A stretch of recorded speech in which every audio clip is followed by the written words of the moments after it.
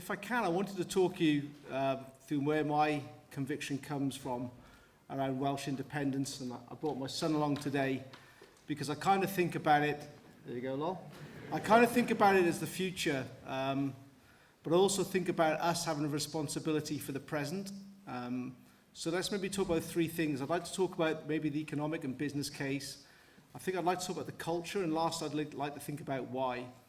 So if I start with, firstly, my background. So very quickly, I grew up in Cwmbran in the late 70s and early 80s with a single-parent family, and went to a great local school across the Ciliog and went to university in London, and then had a normal career until I started a business at 28 called Just Eat with a friend of mine, and then sort of went on an entrepreneurial journey for 12, 13 years, and without boring you with that, it sort of ended up being a public company, so I became a public CEO at 36 and ended up a FTSE 100 CEO at 39.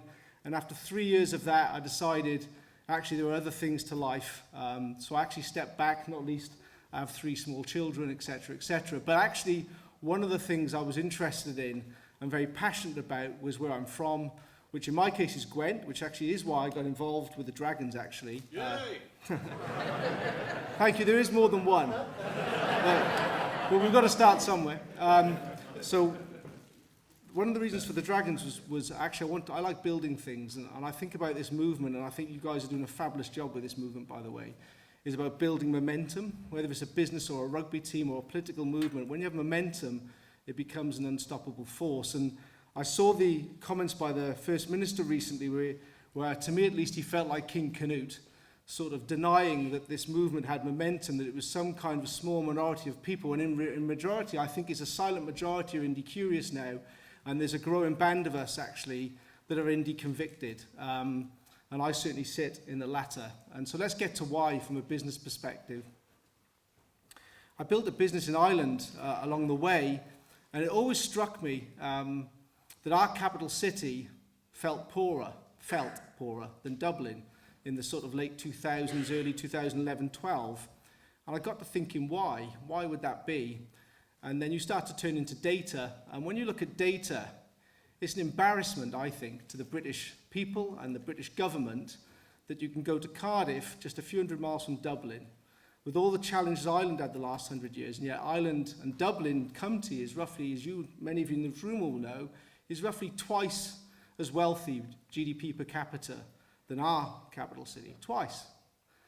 Think about that for a second, twice. It's embarrassing. So the GDP of County Dublin is around 73 billion euros. The GDP of Wales is roughly 70 billion pounds. And yet Ireland has, and County Dublin has half the population, 1.4 million people in that area. And if I think about that as a business person or as somebody who likes building things, I think about, well, why has that happened? Well, that can only happen for 2 reasons. Either we are really, really, really bad at what we do, and history would tell you otherwise, given the birth of the Industrial Revolution, think about the NHS and the people we've produced and the natural resources we have, or actually, the people responsible and charged for the growth and development of our capital city, frankly, either don't care or are incompetent. Now, they could be both, but either way, it's unacceptable.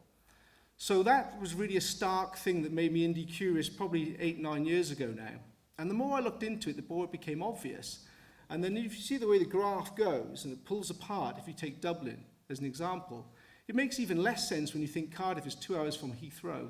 Why would Amazon, Facebook, Google locate in Dublin? It's a bloody pain in the backside to get to Dublin from Heathrow when they come from Silicon Valley, and yet they do. And they do it, we all know, for tax reasons, etc. Of course they do, and tech companies can be anywhere. But why on earth, if a British government really cared about sharing the wealth of the British economy and growing the different corners of the UK, why the hell wouldn't the British government make it an incentive to build businesses, tech companies in South Wales or in northern parts of England, for example?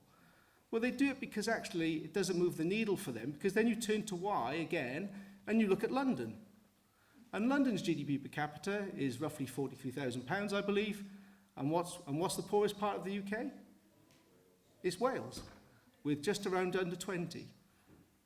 That's, in a modern economy, that puts us somewhere alongside, I believe, somewhere like Bulgaria or Romania. Now, we all know the migration issue that happened when Eastern Europe and EU had the Schengen rules and people could move across borders, lots of Eastern European people came to the UK, predominantly the southeast and other parts of the UK because, of course, they were economic migrants, which has happened for hundreds of years. So it's no different for Welsh people. So jumping back to my story, I left Wales at 18 to go to university and built a business in London, and then from a professional perspective, never came back. And the reason why I did that really was growing up in the 80s, post-miners Wales, in a single-parent family. My mum said to me, go to university in London, go for opportunity, there's nothing for you around here. I remember my mum saying that to me multiple times. And that's not good enough. And I think about my kids, and I think about other people's kids. That's a bloody disgrace that my mum, not her fault, she wanted the best for me, work hard at school, get to university, go to London, get a job. And I wonder, well, I don't have to wonder because I've looked at the data, how many kids had the same journey. And all of a sudden, Just Eat was a British company, a London tech company. And Just Eat isn't a British company. It's not a London tech company. It was built by a Welsh person. But you'll never see that anywhere. You'll never see it anywhere. And if you look at Go Compare and Haley Parsons, it's a British company. It should be, and predominantly should be, of course, and we have lots of other opportunities to be other Welsh tech companies, which is just one part of our economy. And that happens because talent slowly slips away. And when talent slips away, you end up with a kind of economic disparity that we now see in the UK, where you have children in the southeast and GDP in the southeast almost double here of Wales, which is just a couple of hours away. So that kind of frustrates me as a business person, because what that really is lost opportunity, a lost opportunity. And if you like building things, you don't like wasting opportunities. So I do think why independence for me is such an obvious thing is because if you have responsibility to build things in Cardiff, in a Welsh government or wherever it might be, then I suspect they'll care a little bit more. And if they don't care, then we have the right to vote them out and get people that do care. And at the moment, we don't have that right. We have a Westminster Parliament with just over 650 MPs, of which 40 are Welsh MPs. I don't count Stephen Kinnock, actually, in that. So let's call it...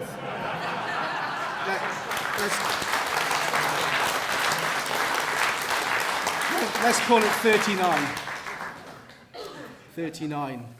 And so, no, we have 40. But what that really says, again, from a statistics perspective, is that we have no influence. Because if you're in a democracy, in a parliament of 650 people, and you have 40 representatives, you're barely 7-8%. You don't have any voice, you're not important. And I think some of our MPs, by the way, do a great job speaking up for independence. But the truth is, they don't have any influence over a parliament of 650. And you only have to look at all the narratives. And the Labour Party, I mean, hang their heads in shame. I grew up in a Labour family. We've had a Labour Party in the Senate for I don't know how long. What the hell have they done? Sorry, but what have they done? What's different for a Welsh child growing up in poverty in the 80s to now as a result of devolution? I see marginal difference, if any at all. So that's why I've gone to indie conviction, not indie curious as well. Because we need a parliament where we can hold those MPs to account. We're wholly responsible for the growth and development of Wales. And if they don't deliver, then we get a different set of politicians, because that's democracy. But I'd rather live with people that are responsible to us, for us, that we can change, than live with a parliament currently in Westminster that we can barely influence, that we don't have any mathematical reality of having any influence. And frankly, if you look at all the history of what that parliament has done for us, we're half as poor as Dublin, if not more. We're growing slower than any other part of the UK. We have the highest poverty levels than pretty much everywhere else in the UK, and London is more than 2 times wealthier and growing quicker. So all the data tells you that while I would love to think there was a future in it, there simply isn't. And anyone who thinks there is bluntly deluding themselves, is my opinion. Lastly, I want to come to culture, because culture does matter. And if I think about community and culture and the place I grew up in Gwent, there was a very strong sense of togetherness and a very strong sense of social responsibility, a very strong sense of public service. And I do wonder, if I look at the culture of Westminster and the governments we've had, if they're in tune with the culture of the kind of society in Wales could become.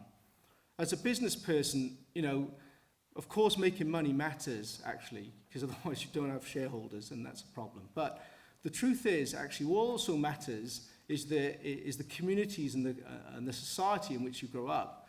And I'd look at the policies of the Westminster government over decades, and I would say they're not in tune with the culture of Wales and the kind of society I think Wales would like to be. I don't want to grow up, I don't want to be a businessman in a country with a nice car where a third of children live in poverty.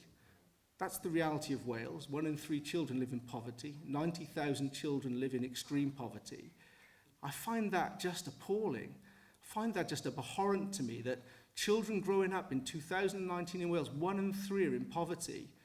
And yet we're sleepwalking into the reality of being governed by a Westminster Parliament that I don't see that's talking passionately about a solution for that. We should be talking passionately about a solution for that, because those children have the same ability, capability, and should have the same opportunity as my child now has, or a child grown up in London. But it's appalling that they don't.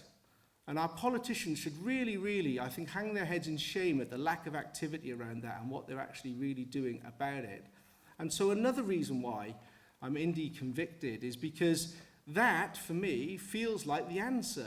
If we can lift those children out of poverty, if we as citizens of Wales are willing to support that and design a government that will have policies that lift them out, then I suspect over the next 10, 20, 30 years what we'll see is lots of new Go Compares, Just Eats, because those children are just as capable, if not more, than certainly I was.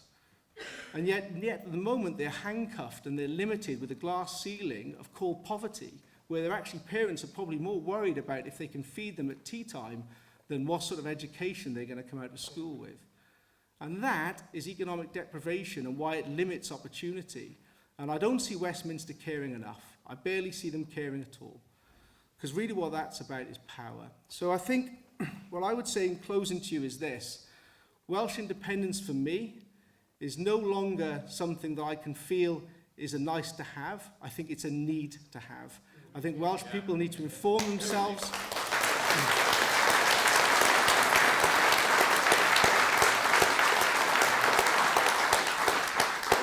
I think Welsh people need to wake up to the fact that Westminster doesn't care. And I don't use that language carelessly. I don't think Westminster cares, not because any human being would care about a poor child, but from a power perspective, Wales isn't irrelevant. And so they don't care. So then Wales need to wake up to that. I think Wales needs to accept actually that actually being an independent country is a great thing. A great thing. If you read The Economist, or if you read the history of countries that were once part or annexed as part of a union of countries, the ones that become independent, there's not one that anyone can point me at that to this day has said, I'd like to become part of that old union I was part of. There's not one. No, there's a reason for that. There's a reason for that. It's because it's actually better to be independent and have your own policies and politicians and accountability for your own country. It's a better thing to have. And so that's why I think Wales should also be an independent country. And lastly, I think this. Time's up on Westminster. Time is up on Westminster for me. Let them have the parliament and government that they want. Let them fill it with Boris Johnsons and right-wing extremism. Have what they like.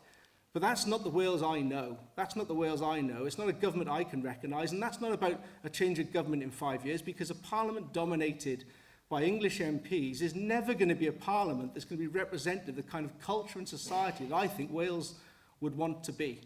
So let's not accept that either. So another reason, and the final reason for me, is about the future of our children.